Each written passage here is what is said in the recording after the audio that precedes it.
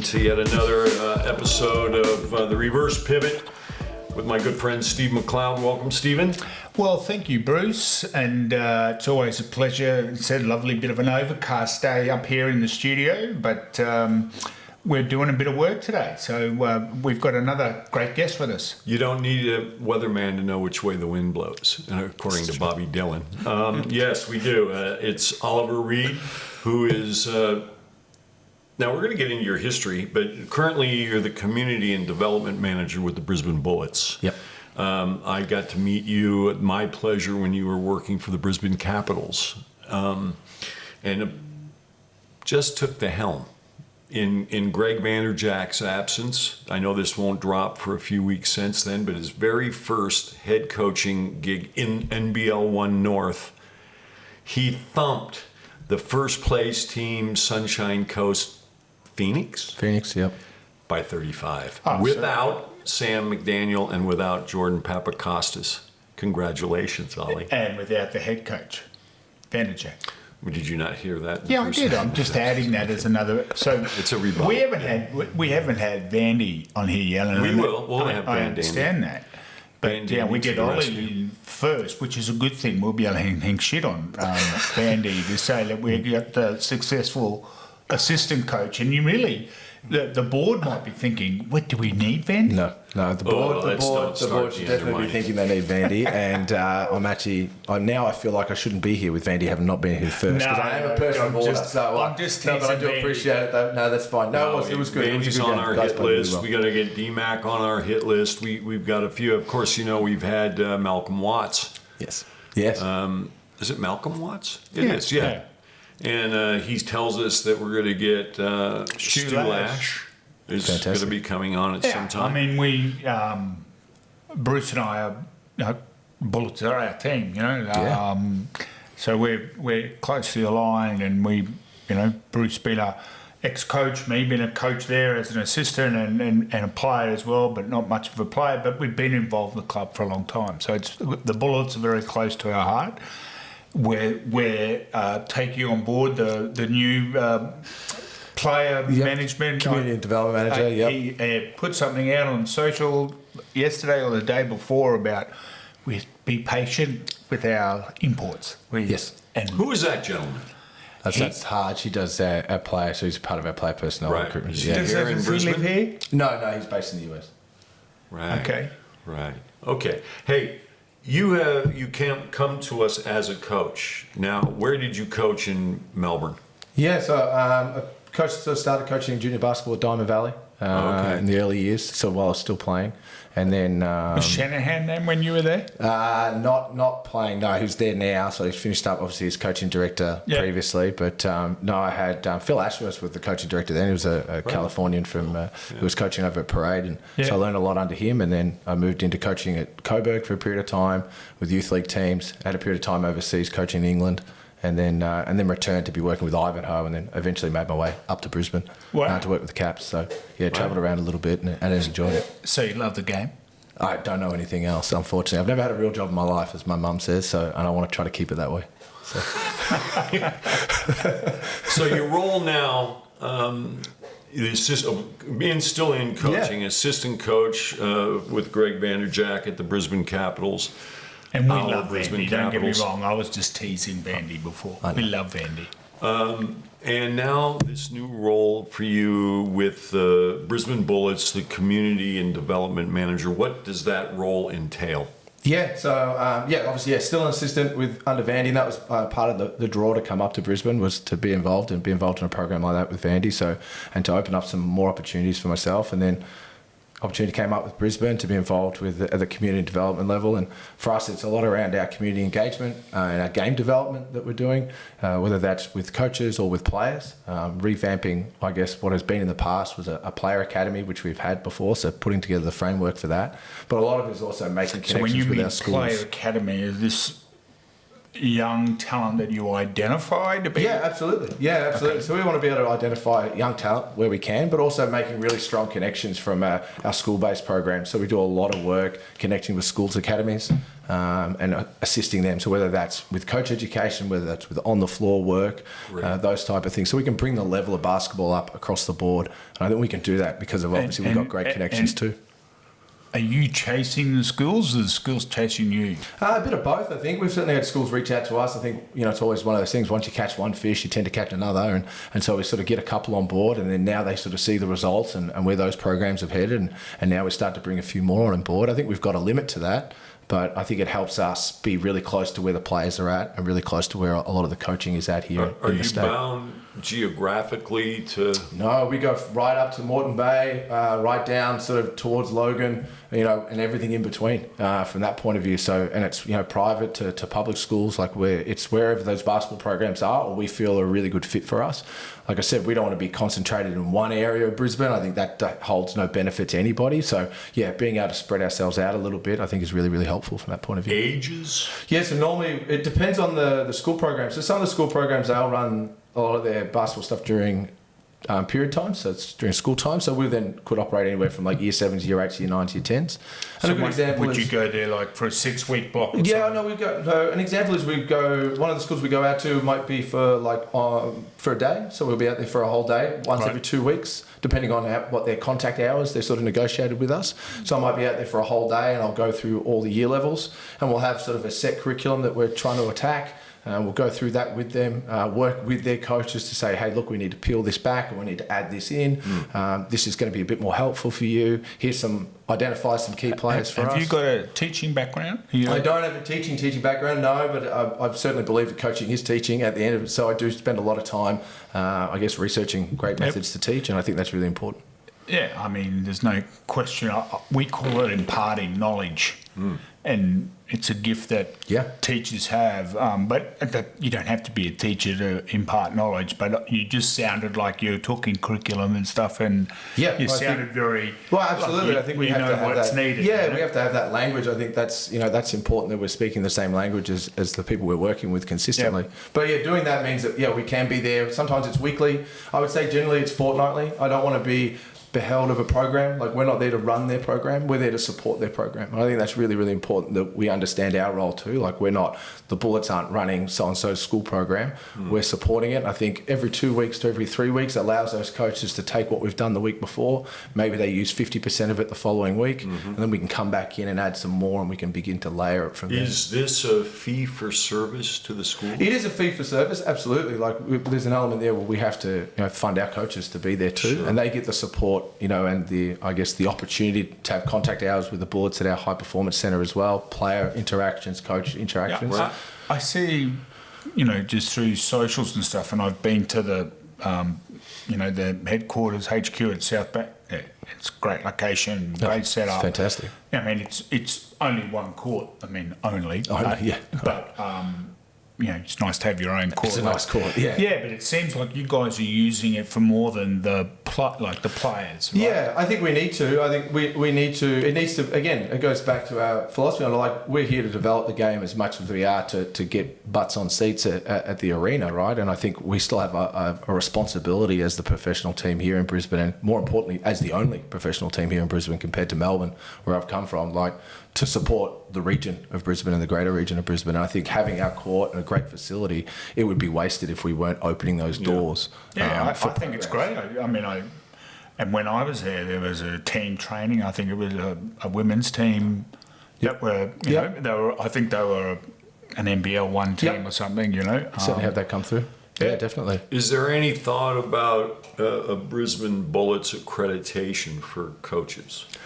We haven't really gone through that accreditation process. We're able to, part of my role as an educator, I'm still able to run those courses on behalf of BQ. So that allows those schools that if they want that further education for their coaches, we can provide that. And we know that BQ is under the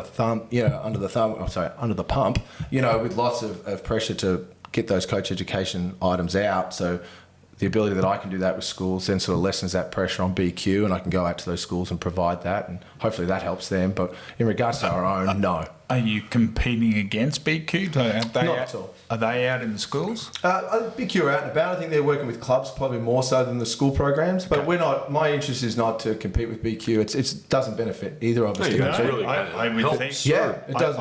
I would like to think that they're supporting you. Oh, no, 100% they have been. Their role. Yeah, they've been fantastic since I've been in the role now. I've been there now 3 months. You know, they've been really supportive, certainly of what we're trying to achieve, and we've had conversations about ways that we can connect better in what we're doing around sort of player development, and that way we're not, overcrowding their schedule. Yeah. We don't want them to. We want it to be as aligned as possible. We've got the parameters of the NBL season, so we've still got to, work around probably 3 or 4 different seasons. But I think we're doing a pretty good job so far to be able to keep dialogue, and I think that's always really important. Is how you're having consistent dialogue with your state association. Yeah. So what's the message you coming on here today, which I appreciate you doing, because we have a lot of coaches that we know listening It's to. our target audience. Yeah. Fantastic. Yeah, I guess the big one that we've got coming up is we're starting the Brisbane Bullets Coaches Academy, which I guess is the front runner for what will become obviously our player academy later on.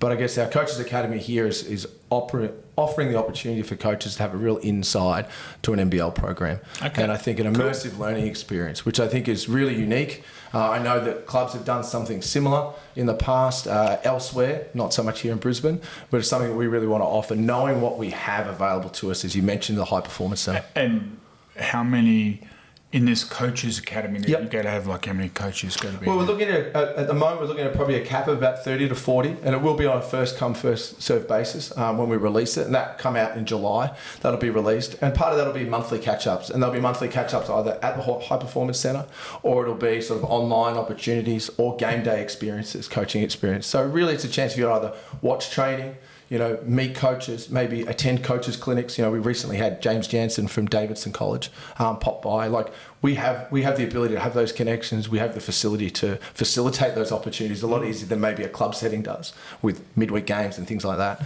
And so we're able to do that. And so really we want to try to build a network of coaches. I mean, that's a bigger number than, I'm thinking, I guess I assume that when you're doing it for the Bullets, they're going to have some connection to when the team's training or something like that, but that's a lot of people to. Yeah, absolutely. Yeah, we know that we're able to facilitate that with what we've got, and we really, like I said, we want to build a network of coaches here in Brisbane. So those items where it's like you come in and you go to a coach's clinic, it's like, well, now you've got a group of people that you're seeing pretty regularly. And they're going to be club coaches, they're going to be school coaches, they're going to be rep coaches, NBL1 coaches. That now builds up connections within the game. I know those sort of things from certainly being in the United States and sort of spent a fair bit of time with the North Carolina Coaches Association. Those, like building up those consistent networks allows you then, I'd organise a practice game. Well, it's nice and easy. I know so-and-so. I saw him at that event. Build that network, But it's also, chewing through the jungle that's out there. Yes. Like, just online now, like it's insane. Yes. There's so many people saying this is how you suck eggs, or this is how you do this. Some excellent and some not so. And, it's difficult for a young coach or someone that's coaching at a school level or at a club level to go, I just saw this online, them doing this crazy drill, and it looked really cool, but, does it relate to the game? Yeah, what's the methodology behind it? And I think, like, the other part too is I think we've lost that touch of being together as a community as coaches. Like, maybe that's the COVID overload, who knows, right? Like, we can blame a lot on that and we try not to. But, one of the hallmarks of my coach education growing up in Melbourne was coaches clinics. Attending, guys like Lute Olsen coming into town, and Brian, always a great share of the game. Dean Vickerman's always been a great share of the game, and it was going to those events on a Wednesday evening from 6 till 7 at Coburg or down at MSAC and those sort of places where, one, I got to meet more coaches, and two, I just got to learn so much more and fill my notebook up, and those things were really consistent for me growing up as a coach and learning the game further and further. And I feel like we've moved away, like you mentioned, a lot of it's online, and I want, like, let's come back in person now a bit more. Yeah, but you go to a level 1 at Queensland basketball, that's for me the level of, okay, I can coach a team at my association. Coaches need more development than level 1. Yeah. And Bruce and I are quite on a lot in this podcast about, there's a lot of people out there asking money for one-on-one coaching. Yes. And there's no accreditation for that. I agree. Yeah. It concerns us. Oh, absolutely. I think it should concern everybody. Absolutely. But I think this one is, like I said, I think the level 1 is there to get you started. I mean, I did my level 1 and I think I've still got the manual from Did you do Pat a level? Hunt, Yeah. I think floating around somewhere. I think I found it the other day. Level 1 and then go, okay, now I can charge $50 an hour. Yeah. Yeah, Well, I mean, that's probably, you're looking probably more the state association is going to have to rule on those sort of things. We think it's a state association, but we think each individual association, until Queensland Basketball do something about it, can actually put up on their website, say, hey, we're running this program. Yeah. And these guys and girls have ticked the boxes, us as an association, and they can put it on their website and say, so parents can go, oh, there's a resource, there's 10 people's names that definitely. I could go. Trusted resources. Of course. And we know they're not ripping them off. Yeah, definitely. Yeah, and I think, so I guess that's the biggest thing we've got coming up now that we're about, that's going to hit the road. So it'll hit the road in July. So that'll hit the road in July, and it'll start in July. We're going to announce that with a coaches clinic with our coaching staff. Yep. So it'll be sort of like 2 hours on floor with our coaching staff. You know, hopefully a chance. People get a chance to meet Stu. Those type of things. And I think, as I said, we're bringing people in. Going for coffee afterwards. You guys getting a beer afterwards with coaches. Like that's where, I don't know, that's where I learnt the best stuff. When I think about the coaching conversations I've had. Yeah, I've learned sitting down with guys so much. While I'm drinking beer, and forgetting so much as well, and a great deal of it I've forgotten. Yeah, it's funny enough, but I think it's great. I mean, my early coaching days, I paid my own way to go down to Melbourne and attend courses and stuff, and listen to all the greats. Best ones I've had here, definitely Lute Olson. Lute Olson was a great friend to Australian basketball. Yeah, it was incredible. Tom Marr mentioned, we asked the question, which coaches had an influence on you? He said Lute Olson. Because he simplified everything. Yes, I mean, Don Meyer came out and did a clinic. I don't know if you remember that name, but I do know Don Meyer. Yeah, he was great. He was incredible. And we had, we've had so many coaches. Rick Majerus came out and did a clinic. These guys, their basketball experience, their IQ, their ability to teach it. I was just going to say, Don Meyer, what a great teacher. Right, you're talking about teacher and educators, like Don Meyer was an educator of the game. We had Tony Bennett's dad. I think his name is Dick Bennett. Dick Bennett, yep. These guys, every one of these. We had, the SOS pressure defense when he was with Seattle. It doesn't matter. He came out, Kloppenberg was his name. Yeah. It was exceptional. Correct, and you just start, and these are so valuable, coaches, that it opens up your mind to new concepts. Correct. And ways to teach. That's it. And the other thing is, nothing is secret. There's no secret. It's how you teach it, how you... that's more like we could be running the same offense. Correct. Yeah. And at the moment, a lot of teams are with a lot of the positionless stuff. So definitely. So therefore, you've got to learn how to read the plays and all that sort of stuff. Decision making. But at the end of the day, there's no secret. It's how well you execute it, how well you impart that knowledge. And I often thought that BQ's stuff was a secret. Here's the thing and I guess it must be because they're NPP or what's the other name of it? SDP, and there's something beans and spaghetti. FDP, and they've changed it. I just remember ITC, like I remember as a player being in the ITC, and then I don't remember everything else after that. Well, it's not a secret, and here's the thing: these kids have to drive into Logan for a Tuesday session, and I remember asking, "Hey, we're more than willing to help, and I'm certain we could deliver it." Yeah. Can you share? No. Yeah. Because it's a fee for service type thing. And so it's really not about developing elite talent. It's about who can afford it. And we need to make money out of this. Yeah. And that's cool. That's the way it goes. That's why I keep bringing this up on our podcast about, I think the local association should be, because we know it's happening. People are hiring courts and charging people to come down. Yeah, definitely.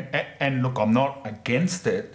Right, but I just think we need to have control of people in your association that we go, yep, these people are doing the right thing, they're teaching the right thing, And the moment someone tells me whatever they're doing, whatever offence, defence, or whatever is a secret, I think they're a knob. Yeah, they have some knobbery about them. Yes, Jake's off. we can say that. You can't. I'm fine. It's okay. I can nod and no one can Oh, see that you've on the always been podcast. If I politically nod, then correct. no one sees it on the podcast, right? That's how it works. Is that Well, correct? you know we had to change our name. I did see the name change, and I assumed you must have offended some sort of 5% minority, and that was YouTube probably for a the start. reason. Oh, was that it? They kicked us off. Wow. Imagine that's now on your list. And no, Bruce. we just It's not all the coaches in we just realised Victoria. it was. You've got YouTube We're as well. back. We're back on We're it. back. Yeah. So, We pivoted back onto it. is there anything else that you coming up from your perspective in the community Yeah. development that you want to share with? Yeah, well, I think like from off the back of our coaches academy, we're going to come back with the player academy with the Bullets, and that's in the works now, and we're putting together the framework for that and what that will look like, and we want that to fit around the calendar, and so we come back In to our day, that was probably the Junior Bullets. Junior Bullets. Yeah, I think it's had a few little names, and I think it's probably had lost relevancy in the past, and we want to make sure that it's extremely relevant. I think it's really important for us now moving forward that we're keeping Queensland talent in Queensland, and I think that has to be at the forefront of who we are. Thank God. Great to hear. And I'm a Victorian, and I'm saying that. So that's how serious we are about it. Like the guys that were in the Junior Bullets, they're very proud of that. I mean, I know a lot of these young guys that were in it, and to this day, they're very proudly saying I was a part of that. you Yeah, know? absolutely. It can only be a good thing. That's it, and I think it grows. It grows our fan base. I think it grows the depth of knowledge we have of talent in the state, and we don't want to. Again, we're not trying to work against what's happening at a state level, national level. We'll work the calendar around it so it's complements, and hopefully it means that the better kids are now getting 12 months of good basketball instead of 6. They're coming out of their rep and they're doing their MPP, and now they're kind of in a no man's land and they're off to their school teams. And look, some of those school programs are elite, but some of them aren't, and maybe they're losing a step here. Yeah. If we can fill the gap there where there's space for us to be able to do that, then I think now our good kids are now on par with what's happening in places like Victoria, where it's 12 months of basketball, which you can argue either way, whether that's a good or a bad thing. But, the reality is we don't probably play enough or train enough basketball up here in Queensland. That's just observationally for myself at a higher level. And so that's where we want to fill in with the player academy. And obviously that will be, we'll have our assistant coaches involved in that program. And that will be purely faced on at an elite level.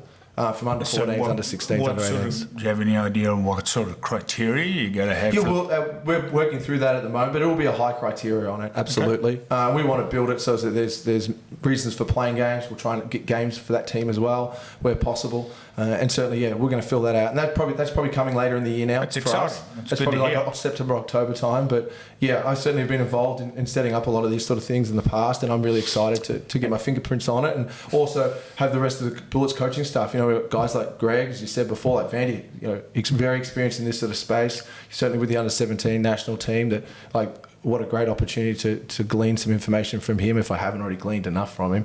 Sit next to him every week, but having him involved, having our head coaches involved, and then like you said, partnering with BQ, rather than pushing them away, bring them to the table a little bit on this thing and saying, hey, we can work together on this. So you look at let's say a rep player. Yep. They're going to have their school team. Mm-hmm. They're going to have their club team. They're going to have their rep team. Then they might get picked for state.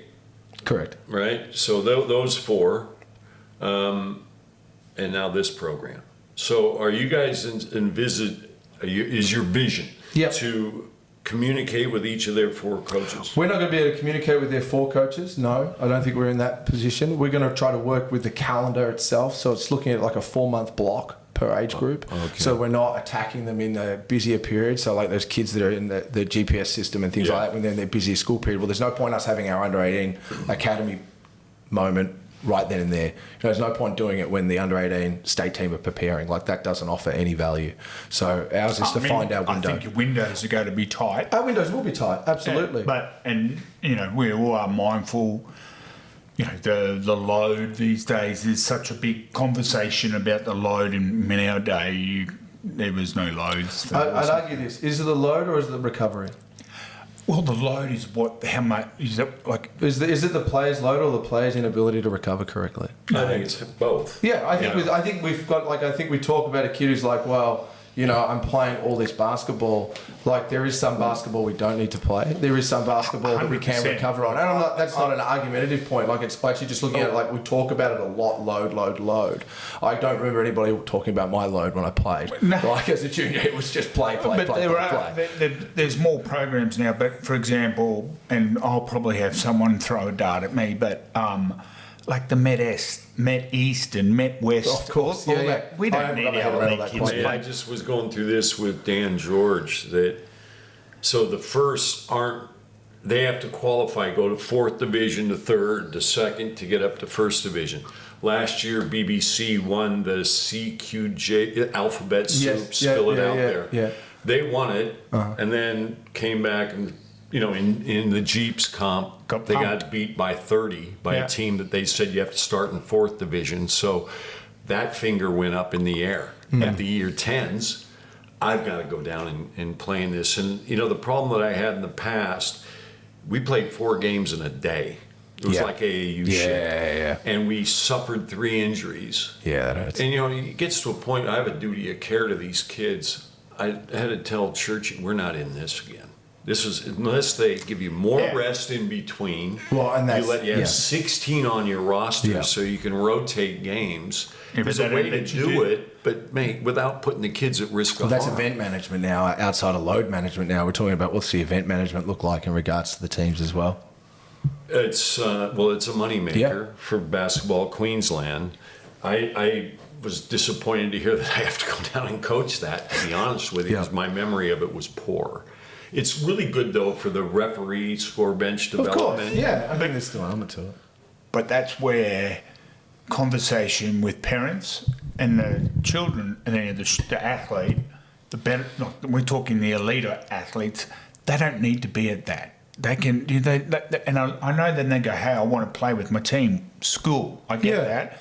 Play with your school, but if you're trying to be part of your program, I would say that would be better for the elite kid. And it doesn't matter. Who cares who wins the the alphabet soup title? Yeah. Who cares? Yeah. One of the benefits I have with grammar, because I mentioned I'm coaching some future engineers, doctors, lawyers. Yes. A couple of them have trialed with Brisbane Caps. A couple of them are playing with districts.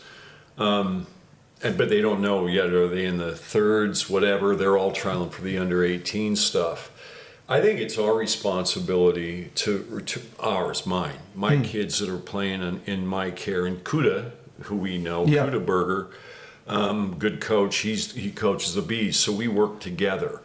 That, hey, for your coach, let's get the name of your coach. Let's get your email. Let them tell. This is our defensive concepts, right? This is what our transition rules are, which are difficult. It's a challenge. It's not impossible, but we have such limited time. Yeah.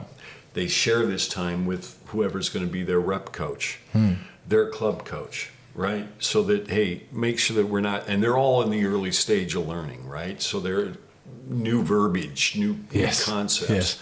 So that, hey, this is what we call this. This is here's the geography of the court, the way we explain it. You put any names you want, but we're not breeding confusion. And that's why I was kind of asking. You guys are at you're at the top. I think, it's a good question. I mean, our method of the academy really is probably going to be more around that skill development and concept development than putting together a team on the floor. Like, there's probably going to be less of that, let's get up and down and pound out transition defense. There'll be a little bit of that towards the back end of it. I'd think that you would identify their weaknesses and that's what we're looking at. And work on that. You know, the element to, at certain age groups within that academy to have access to S&C, which, some kids have, some kids don't, but to hopefully level the playing field in that sort of space from an S&C perspective. Obviously, with our facility, we can easily do that. That's going to be available as well. So I think, working with their coaches will definitely be something we'll have to look at. Working with their schedules is something we'll definitely have to look at. But I think from a skill development base and an opportunity for us to have eyes on players rather than just eyes on box scores. I think it's going to be really, really important for the Bullets moving forward. And I think that's going to be the greatest advancement for our academy. And also just giving kids great advice and access to good mentors. You know, I think that's also something that's really, really important. You know, these kids, a lot of these great kids have a lot of big decisions to make. And you start thinking about under 18 kids, thinking about whether they're going to AIS or whether they're doing college trips or what they're up to. Like, to be able to have a position where they can make great decisions and be able to lean on people for it. Yeah. And I think that's important too. And I think having that base for them as well and giving them a home base is really, really important. And we want these kids to know that when they leave us, that's opportunities to come back as well. You know, we've had a lot of college kids come through the facility of late, you know, being the off season and they're back in town. And that's something we want to continue as well, is have that great connection. That these kids, that once they're Bullets, whether it's Bullets Academy or Bullets players, they're Bullets for life. I love what Gorge is doing with the Sydney run. Yeah, stuff like that. Absolutely. And that's, we're sort of very similar things in the facility at the moment. Absolutely. That would be so much fun to go and watch. Why don't we, just we've got to sneak it in because the season starts. So what we got, Ollie, he wants to go down and see Timsy's Academy. Right. He wants to rifle through all of Tommy Marr's personal effects. We want to go to, we want to watch Al Westover's thing at Box Hill. When we going to go up to Tassie Sydney. as well? Tassie, we want to go and see Radford and what's the coach at Tassie's name? Scott Roth. Yeah, Scott Roth. Okay. So we're going to spend a world tour. We're going to start right here in our home. No wonder you're cracking through these podcasts. You're going to have a backlog while you have some time off. I think. Got a backlog. Do you realise that? Or we can do a podcast from anywhere. But That's the question. That we're the number one basketball podcast in Australia. And everyone says to me, Steve, how do you come up with that number? And I go, that's because I've just come up with it. Yes, this is no one can say you're not. It's the Donald J. Trump mode of marketing. It's all bullshit. Well, I mean, it's whatever I've been telling everybody. So I didn't know it was a lot. What we do want, especially that we've rechanged our name, we do want, like, so you can share this through all your Bullets channels. I was going to say, not with my friends, because I haven't got any of those. I mean, we're finding people that are, especially coaches, because they're older, are really enjoying the chats that we're having with the people. We have a segment. We haven't gotten around to it, but we're going to have a segment called Coach's Corner. Okay. And Tom, Gorgon, they've all said, hey, we're going to, Al Westo, they all said they're going to be in. Would you make yourself available for the Coach's Corner? Oh, yeah, absolutely. I feel it's a non-paid position. Well, you know what? It sounds like every other job I've had. There you go. Just sounds like every other role I've had in coaching. But yeah, non-paid. It's paid We'll with good always vibes. give you that opportunity to come on. Let's, your favorite activity drill / to develop, I love that. A, B, or C, and then always give you the opportunity to give us an update where you're at with the Coaches and Players Academy. Brilliant. It'll be good. Have you caught up with Al yet already, or you're about to? Westover. Well, I only caught up to him when he got fired. 10-3. Yes. And got fired. You so, heard that? Yes, it is. Yes. Yeah. Well, the guy who fired replaced him. Yes, I'm fully aware. Give him that guy a wide berth, man. Yeah. You can know it's him because he's got all those barge pull. I wouldn't name him with a barge pull. Box Hill. That's where I went to school. So yeah, I've Did you go to school at Box Hill Senior Secondary? Yes. Yep. Were you under Kevin Gorgon's? No, I was under Darren Perry there. The original crew. Yeah, Darren Perry and 5 out Fulton down there. And a fortunate guy, mate. You've had some good coaches. I was there. I got a lot of touch points with Kevin as well towards my senior year there. But look, those sort of places certainly set up my, my playing and coaching education. So those certainly, I still quote Darren Perry quite often. So watch this. I'm going to put this into a bow. A great player, Darren. He was tough. Yeah, good coach. He's a tough coach too. He's a real tough really good coach. Yeah, really tough coach. We should get him on. There you go. All right. Sorry. Now this is how this works. See how that holiday schedule works. We got a few. I think next on our hit parade, because I'm golfing with is David Claxton. Yeah, I think he's next. Then Al. Yeah. We went through here. We got a shitload. Just ask Al why they've removed our team photo when we won that state. I know they've won a lot of state championships, but I did notice last time I was down there, mind you, a couple of years ago, that our photo has been moved I don't know where it's gone. I think it's been moved to this. 20 state This championships. would be senior state championships for school. We won 3 of them in a row, but our photo seems to have been shunted for the other ones, and I felt like we were the first ones. So if you could just check in on that, just You where the need to dusty walk records into are this back down foyer. there. You I don't this put any place. heat on Al, but You just wonder why people remove history. Yeah, it's just look. There's a lot of history at Box Hill, so I can understand. There's a lot of Box Hill. Ben Simmons. Yeah, we've got a lot of good players come out of Um, there. Yeah, it's Well, Jesus Christ. So many NBL Luke Kendall. players. Luke Kendall come out of there. So Luke what- Spencer what Gardner was did, there from there as well. did Chris Cameron. Ben Simmons, was there a shooting academy? Ben Simmons. Ben was pretty Simmons good as down a junior could Yeah. shoot. Yeah. He was unbelievable as a under 16, It's incredible. under 18. Yeah. So did someone destroy his shot somewhere later? I don't think his I don't think his shot got destroyed. I think it it may just- have been between his ears. Yeah. Okay. Yeah. Uh-oh. That Plus, little mate- tough muscle in between. There. Yeah, it's a hard it's muscle. not like he can't score. He's a distributor of the ball, and I hope guess- that he I plays guess for. when you can I get think to you the- just threw some dirt, Stevie boy. You just threw a little bit of dirt his way, and I'm sorry, I'm not jumping in. You can have 2 shovels to fill that hole up. That's just He can. I guess you stop shooting it as much when you can get to the rim as easy. I won't he hear anything does. bad about a Box Hill kid. I'm sorry. I just can't. We don't go down that way with Box Hill kids, man. Just like to. I like You know, if I you like got to somebody out in Ola that you want to throw the boot in, go ahead. Yeah, I just love these Victorians who got a short, short. You know, this is that I'm sure Ollie didn't realize, but I too was a member of the Coburg Giants. Yes, I do know Yeah. this. Yeah, Bruce. And I believe I'm in their Hall of Fame. You are in their Hall of Fame. Yeah. Absolutely. Boom. I And here, do Mike, remember do I watching you boast coach. about that? Well, yeah, not here. Not here anyway. Certainly in the Okay. bleachers at I Orphanflower. think it's time to tie a bow in this. Yeah, let's tie a bow. So listen, Ollie, first off, Thank you. congratulations to the Brisbane Bullets for getting you on board, because I know, firsthand that you are dedicated, you're knowledgeable, more than competent. You are, what's the word, highly proficient as a coach. And we wish you the very best. If Yes. there's anything more that we can do to help promote this, please give me a nod and a wink. Just like that.